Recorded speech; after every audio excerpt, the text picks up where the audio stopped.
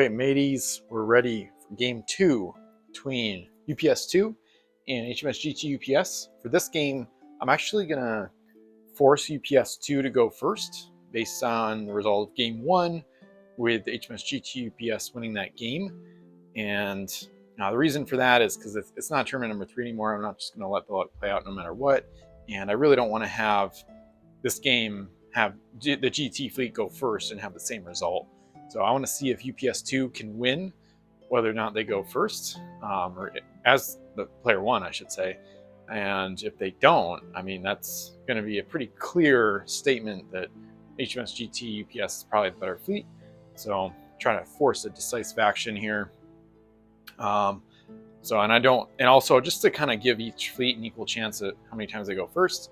Obviously, if it comes down to a game 3, if UPS 2 wins this game and we go to a game 3, I'll still roll off and just play it out. But so UPS 2, it's going to be player 1. So they're going to place the first island, and they want islands 3L apart. They want minimum distance. So we're going to go in the north to start here, and then GT fleet, place the second one 4L away from that one. So we're going to go off to the west here. Go right there. And then UPS 2, place their second island 3L from pretty much both of these. So I'm going to go right here. Yeah, that's a tiny bit more than 3L, so they'll move it up a little bit, but not too much. All right, so they're still within the range there. And GT UPS go 4L on any existing island, knowing that they placed the last island. Actually, we're gonna go down here then. So we go 2, 3, 4, 4L down there. UPS 2 places their final island. So they're going to go 3L. They're probably going to go over here. Yeah, we go 3L from that one, which should be about 3L from this one. A little less, and I just angle the island a little bit this way. Yeah, that one's 3L there. 3L here. That works good. And then last island is placed by Grand Temple UPS. Player 2. They're gonna go probably gonna go over here. Yeah, they're gonna go way over on the east side over here. About 4L. Yeah, that's fine. Something like that. Looks good to me. I will be playing some less competitive games here in 2024 as well. It might not be full footage games, but then I'll get out of this kind of formulaic island terrain setup. So we've kind of seen enough of it, I think, between tournament number 3 and then some of these offshoot, extra competitive games. So, all right. So we've got our islands. We go to placing terrain. So player 1, UPS 2, they're going to propose 1 terrain once again. And GT UPS, they liked what happened in game 1, so they're going to propose 5. This time I'm going to roll. I'm not going to force UPS 2 to get this result. So, all right, so black for UPS 2. Oh, they do get the result. They win 6-5. It's only 1 terrain per player, which means unless UPS 2 plays the Whirlpool, there won't be any Whirlpools, basically. So then there would be no reason for the GT fleet to place one. And they will not place a Whirlpool. They're going to place a Fog Bank. I'm going to plop it right in between those 3. And then, so GT UPS, they're probably going to go with the Sargasso Sea, seeing the small ships in the enemy fleet. So they can kind of gamify it because they know they're going to be choosing the enemy home island. So they're going to, as a result, they're going to place it somewhere over here. I think I'm going to place it right here. All right, so placing terrain. Nice and quick this time around. So the opposite, like starting results for player 1 in train rolls. This time in favor of UPS 2. We'll see if they can take advantage of it. And they're going to change their coin distribution too, but I'll get to that in a minute. So placing crew, UPS 2, or no, sorry, choosing home islands. So for placing crew, choose home islands. So GT UPS is going to place UPS 2 in the east, and they have not placed their crew yet, so they have not placed their +5, which is why they're not going to place Cor du Lion. Technically, she has not been revealed yet, so Haipeng, probably going to have her hidden cove to the middle island to start the game, and then Intrepide start there, I think, and then let's see here. Yeah. And then they're going to place the enemy somewhere far away, I suppose. Yeah, they're going to place the Grand Temple fleet probably either here or here. Probably be the best spots, I think. Yeah, they're going to go in the far west. So that fleet's going to put Patagonia there. And then Cor du Lion. Their +2 ship basically start somewhere, probably here actually.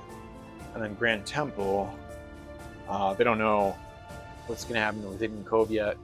They did see the enemy fleet's Hidden Cove last game, and they can assume that they're going to play it to start this game as well. So they could measure from the enemy ship and see that this island is 3L and 1S pretty much. And then this is partly why it matters who places their ships first. They can see that they're going to Hidden Cove there. So that might affect their placement of the Grand Temple. Knowing that Haipeng goes there, I think they're actually going to probably go, they're going to swing this way. Let's see if that actually works. We're trying to get this island closer to the Hidden Coving ship, Grand Temple, than that island is in the north. To try to remain flexible. So a little less than 3L and 1S. And then here, it's more. So yeah, so they're gonna go there. Yeah. That might actually affect where Haipeng goes too. Because now she might, of course, now UPS 2, it's the meta, it's the Hidden Cove meta, basically. UPS 2 sees that. They might be more inclined to dock here after going here than going here after the center island. So we'll see. But so that's choosing home islands. Now we get to placing crew. So for placing crew, UPS 2 will place their crew first. They place their +5 on Intrepide, and with it, they're going to bring in the Cor du Lion and her face down crew. I'm going to have an Orisman on each ship start the game on the home island. So, as is typical for a UPS fleet. And then, so with the +5, they already had Hidden Cove. With the +5, they bring in the Core for 2 points. And they're actually not going to bring in Favor of the Gods or Raft, because neither of those helped them last game. I'm actually going to use my least favorite game piece. So they're going to bring in Mermaids for the last 3 points. The debate for me with this fleet was Mermaids or Banshee's Cry, but I just measured the nearest, one of the nearest islands is this one. So Haipeng's going to go here with Hidden Cove, and then she might go here or here. With her second action, or third, her second action, probably first to redock, and then she should be able to hit either of these, pretty easily with her second action. Banshee's Cry, L plus L speed and no helmsman. She's going to take 3 turns to get here. I measured, it's more than 4L to get here, which might be unexplored. So based on that, it's going to take Banshee's Cry 3 rounds just to get to that northern island. And this game might not even last 3 rounds. So they're going like higher risk, higher reward. with the mermaids for their last 3 points. The issue is with the UPS fleets, usually the flagship is always docked. So, and mermaids doesn't work against docked ships. So, but last game, Grand Temple did spend a turn or two not docked, and they also didn't have mermaids, so it would be a surprise play to some extent, and it could be interesting if they are able to play it against Grand Temple. It could change the series. So, yeah, so that's their last 3 points, and then placing crew for the GT UPS fleet. They're going with the same ones they normally go with. So they got their regular crew. Their +5s are the usual. So Explorer on Grand Temple, Divers, and 3 Oarsmen, 2 of which start the game on the home island, 1 of which is on the Core de Leon. And so that's placing crew. And then from there, we move on to placing treasure. So the UPS 2 fleet is going with a modified treasure distribution. So last time they had 7 2s and a 1, but they really want higher values. So they're going to add 5 UTs so that their average coin value shoots way up to 5. So 6 6 and 3 for their 15. And then, so minimum standard coins, maximum unique treasures. So these are basically designed to help Hai Peng more than they would ever help Grand Temple.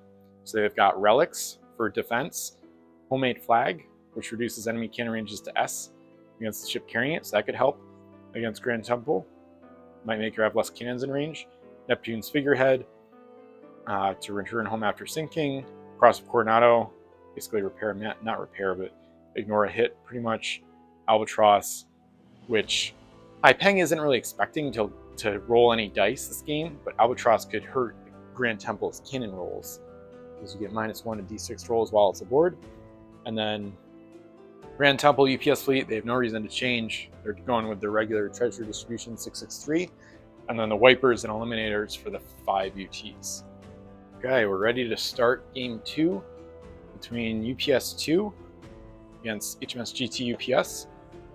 Chess clock not in in-game condition, just help me speed it up. Right clock for UPS 2 in this case, because they're in the east, and then left clock for the western fleet of HMS GT UPS. So let's begin. So play starts with a reveal of Hidden Cove, as it normally would in a competitive game. So we already measured to see Hai Peng is closer to this island than that one based on our docking location. So they're going to redock, and then, they're going to dock there as a free action with Hidden Cove. Now they got to decide which island to go to.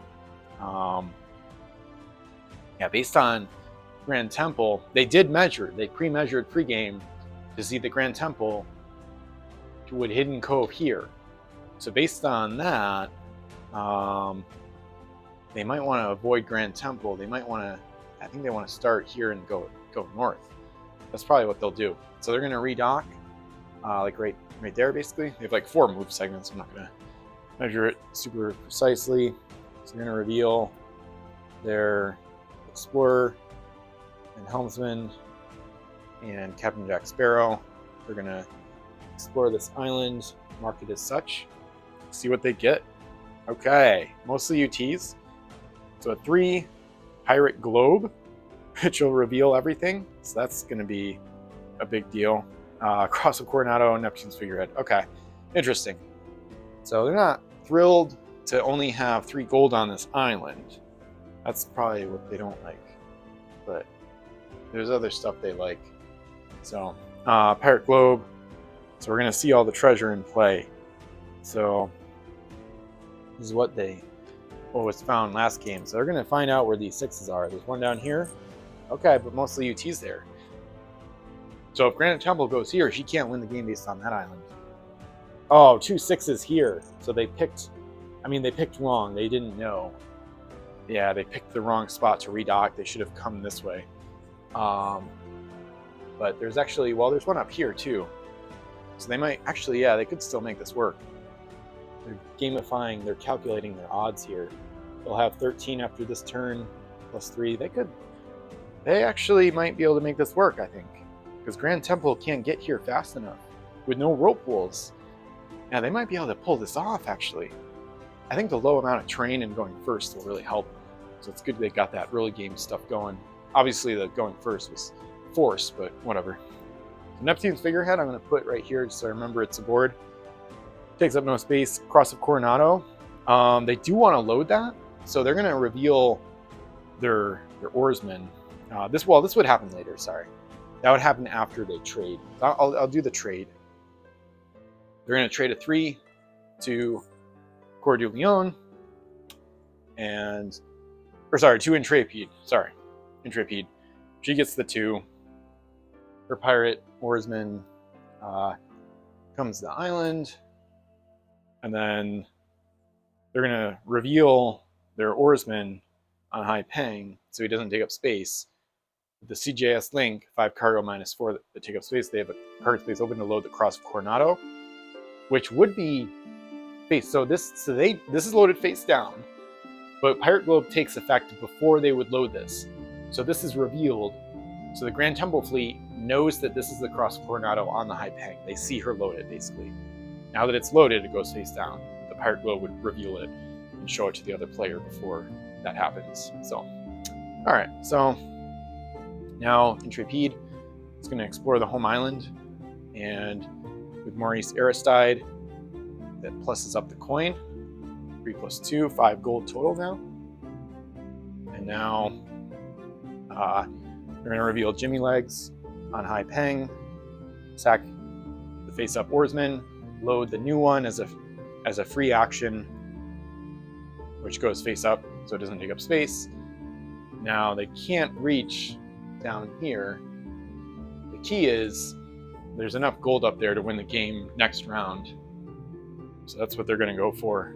The only issue is if Grand Temple can intervene. So let me see if she can or not, based on her speed. They know her total speed is 6S. And Hidden Cove is a beginning of turn event reveal. So they can't go 3S, make this the closest island, then flip Hidden Cove, go there, and then use their second action. They have to use it right away. Beginning of turn effect. So that's 4, 5, 6. Okay, so Hai Peng, let me just make sure I get this right. Hai Peng just wants to dock so that she's in range of minimal Grand Temple cannons, obviously, for this next turn. So L, S, L, S. All right, I think she'll be able to make this work. All right, so now explores this island. I'll grab the token in a minute.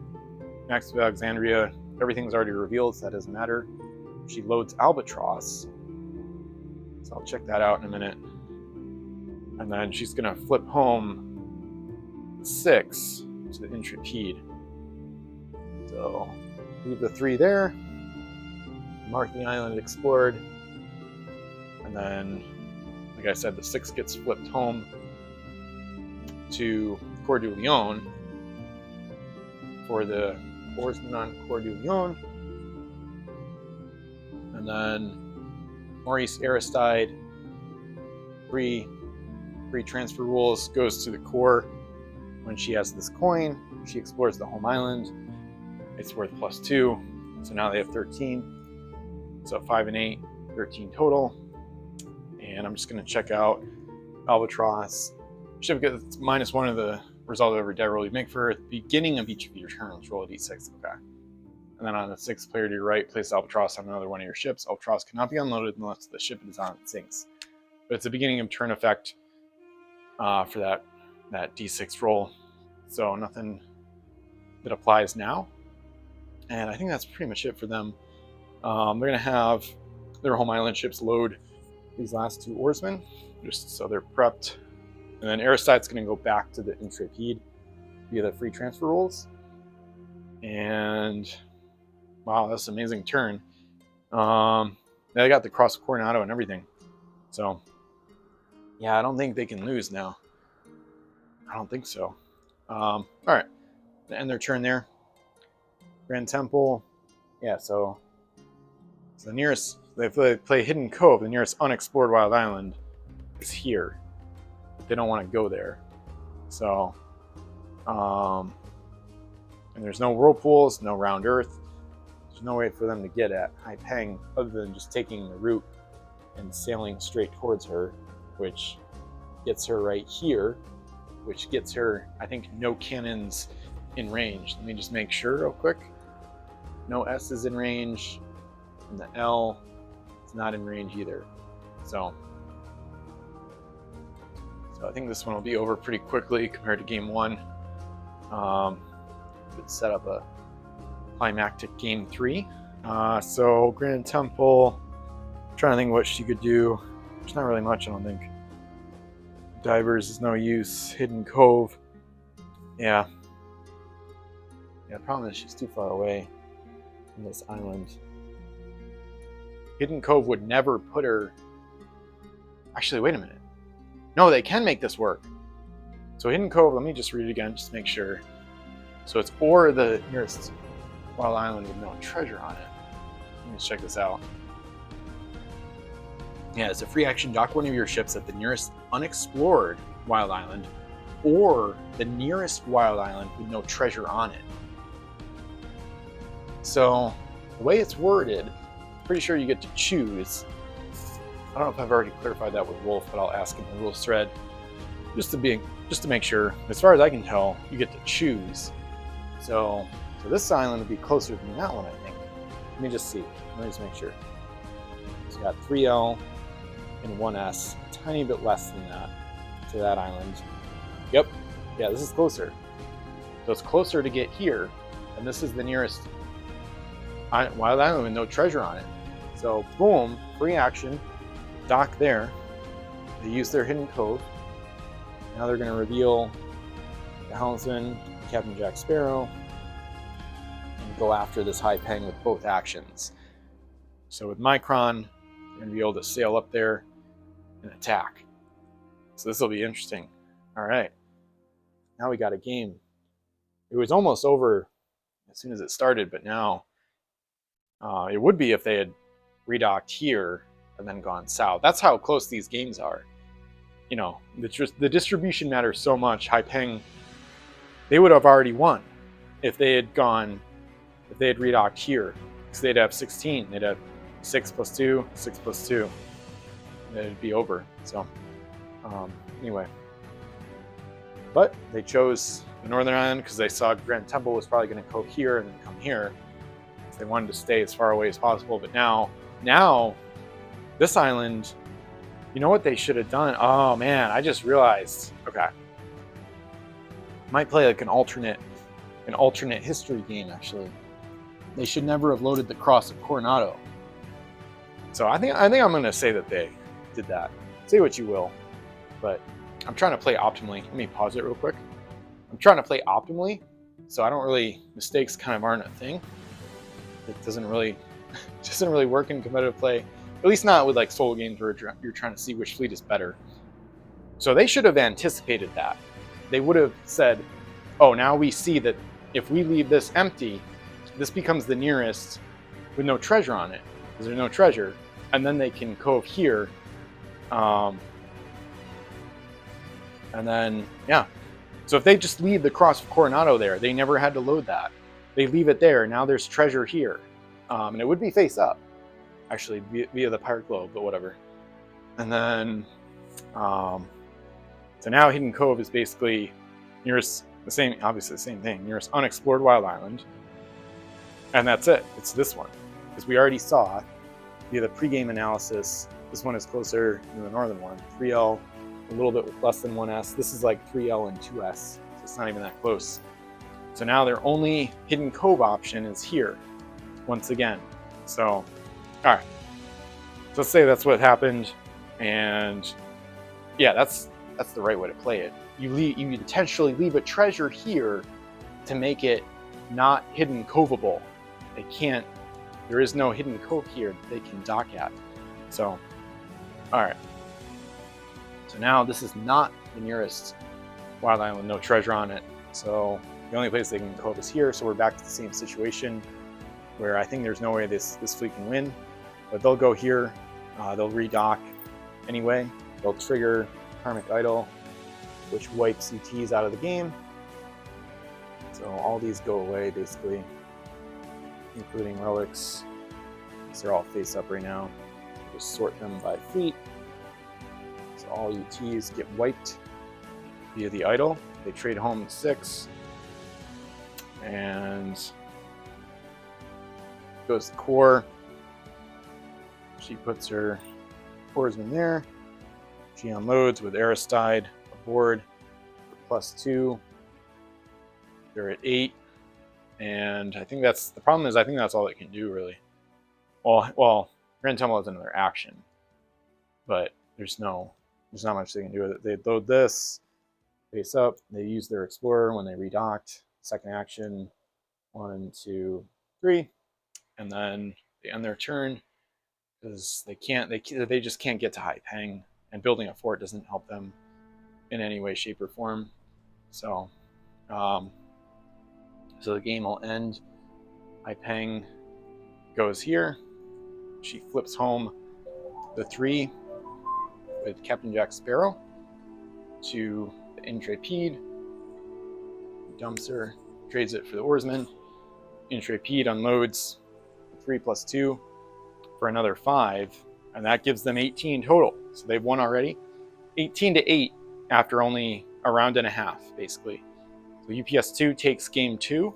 A little tiny asterisk just because I did force the player 1 roll, but I just didn't want another game where GT goes first and then they win. It's like, okay, well, then the series would be over and this fleet wouldn't have a chance to go first. So far, the game 1 or the player 1 fleet has won both games. So that might be one of the main factors involved in this matchup.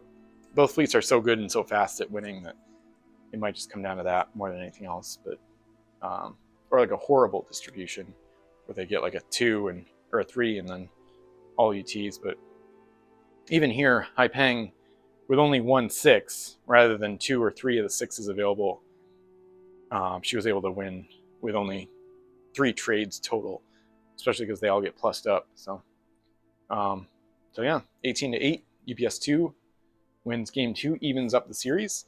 So we'll see a game 3 between these fleets. And thanks for watching. Feel free to like, comment, subscribe. Feel free to check out the affiliate links to eBay. If you buy from Pirate stuff on eBay, from those, you can help out my channel and Pirates of Then, my website about Pirate CSG. But other than that, stay tuned for game 3. I'll see you in more games.